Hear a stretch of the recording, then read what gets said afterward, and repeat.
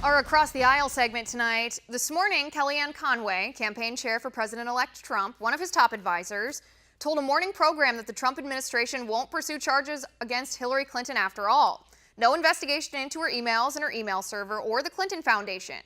This was one of the big promises of Trump's campaign. Lock her up was a chant we heard at nearly every Trump rally. But take a listen to Kellyanne.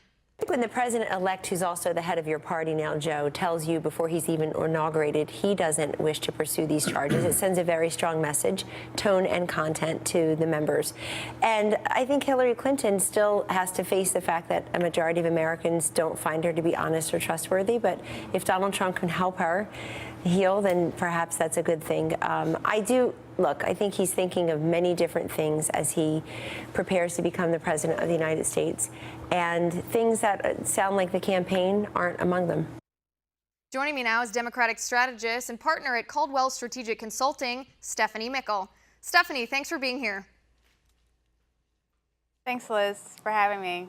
All right, Stephanie, I understand that President-elect Trump wants to heal the division in our nation, that he doesn't want to be vengeful or resentful against Hillary Clinton. He wants justice to be served, but not in a way that's just getting back at a previous enemy of his. But this remark by Kellyanne Conway, Stephanie, it surprised me because it seems to me Hillary's still going to get away with breaking the law. She's still in a position where she's above the law. Liz, actually, the FBI made an announcement prior to the actual election that there was not enough evidence to prosecute her. So I think what the president-elect did was to make a practical decision to move forward with his agenda for the nation and to focus on things that will help the nation, as he puts it, be great again. Right. And that's what he said. That's what he said. That's what Kellyanne Conway said, that they want to heal the division in the nation. I'm not sure I agree with the fact that the FBI said that there was not enough evidence. They certainly, James Comey, FBI director, certainly bulleted down a list of many things that would have provided evidence. I think he just didn't want to tackle that political nightmare of perhaps prosecuting her, recommending prosecution to the Department of Justice. But critics here feel that this is a broken promise on the part of Trump. Because even in that third and final presidential debate, the messiest one of them all, he said he was going to appoint a special prosecutor to look into Hillary's emails, and now he's not. So, and we've talked about this before, I think on the show. The evidence that's necessary to bring a prosecution just wasn't there. And so, I understand the goals, the stated goals of wanting to heal the nation, but the evidence just isn't there. And so, from the standpoint of concerns about broken promises that are made on the campaign trail, there are a number of people who have won the presidency and who have subsequently decided for a cadre of reasons why they don't decide not to pursue a particular promise that they may have made during a campaign moment.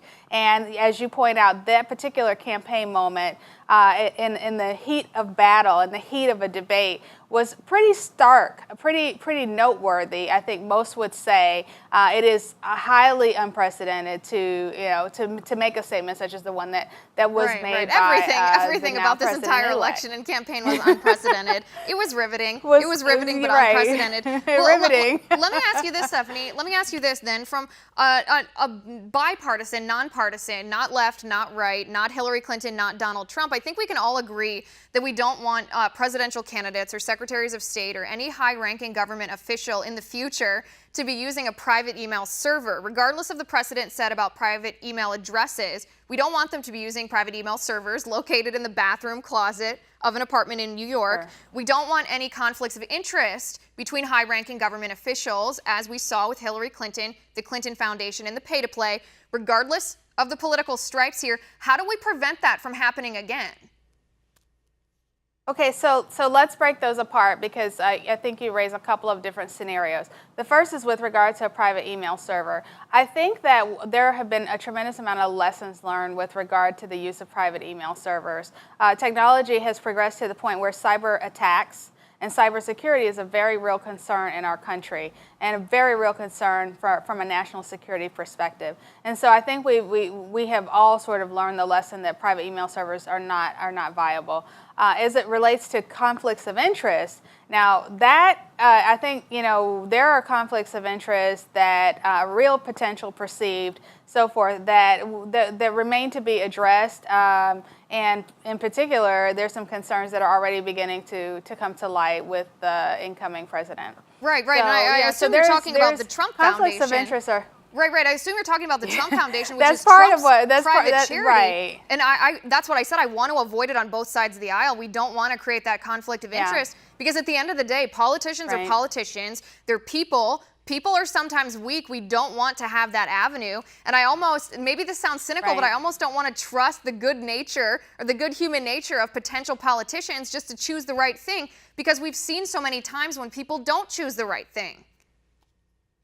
Right. You know, and Liz, that's why we have rules. That's why we have ethics laws. That's why we have conflicts of interest laws. That's why we have all those protocols in place so that people are not left to their own ability to figure out, okay, what is a conflict of interest. That's why there's a very robust body of law around conflicts of interest, especially as it relates to government officials. And so, you know, those guideposts are there, and they're designed to help us when people find themselves in these positions to have some boundaries to move forward. Right, and I guess that's why I was disappointed by Kellyanne Conway this morning, because we have those laws. It's not a Republican or a Democrat stance to be supportive of those laws, but the laws mean nothing if we don't enforce them. They mean nothing if we don't enforce them, and it's clear now that the Trump administration is not going to be enforcing those laws. The same with the email server. The FBI said there was 99% certainty that over 5 intelligence agencies of foreign countries got their hands on Hillary Clinton's emails, and some of them were classified. It's great if the laws are there, but if we don't enforce them, they mean nothing. Stephanie, happy Thanksgiving. We are out of time, but thanks for being here today. All right, guys, you know the drill. Talk to me. Tweet Liz_Wheeler. You know I read every tweet. We'll meet you back here in just a minute.